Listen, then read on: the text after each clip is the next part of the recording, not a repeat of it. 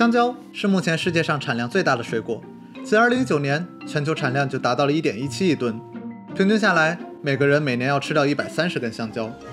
它不仅吃起来方便，必要时还能当做大杀器。但是你可能很快就吃不到香蕉了。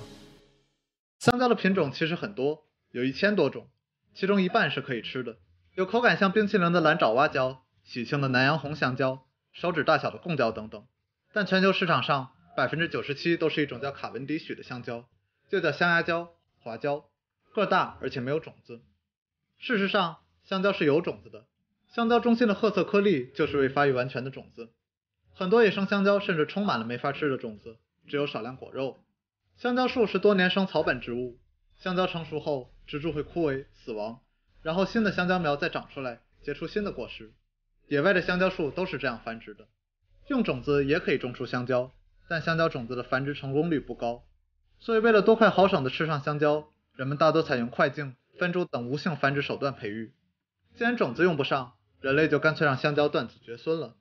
天然的香蕉大多是二倍体，也就是体细胞内有2组染色体，通过人工干预，把二倍体细胞的染色体加倍，变成4倍体香蕉，再与正常的二倍体杂交，就产生了3倍体香蕉。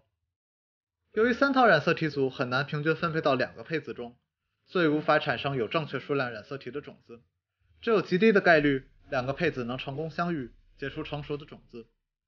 不过这个概率依然很低，可能也就比你找到对象的概率高一点。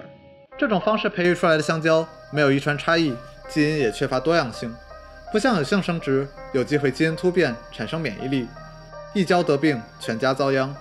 事实上100多年前，人类最先选择的并不是卡文迪许，而是另一种更加香甜的大麦克蕉。但是20世纪初，黄叶病热带第一型出现，这种病就好比香蕉界的癌症，通过真菌浸染在土中传播，让香蕉黄叶枯萎。而且这种病菌不仅能杀死香蕉植株，还会让土壤无法再种香蕉。黄叶病很快席卷了整个中美洲的大麦克蕉种植场，导致全球都产生了焦虑。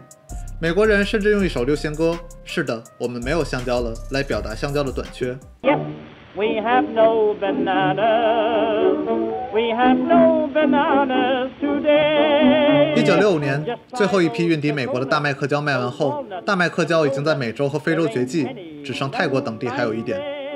但人类并不想就此断交。1939年，美国都乐食品公司发现卡文迪许蕉能抵抗黄叶病。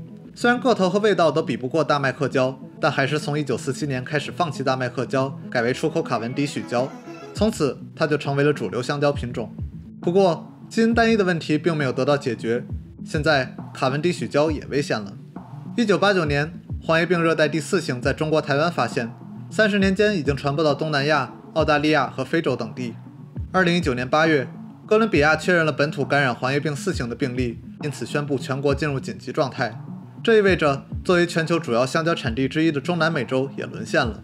为了拯救香蕉，人类一直在寻找解决问题的方法，比如鼓励市场选择更多品种的香蕉，降低对卡文迪许的依赖，物理上隔绝真菌的传播，严禁带有病菌的土壤和香蕉组织入境。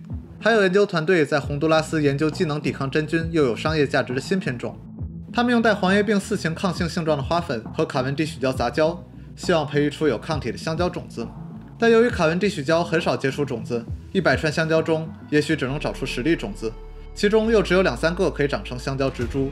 据估计，这需要至少15到20年的时间。但我们知道，无论病菌如何变异，我们肯定还是会有香蕉。但是不是你现在的这一根就不好说了。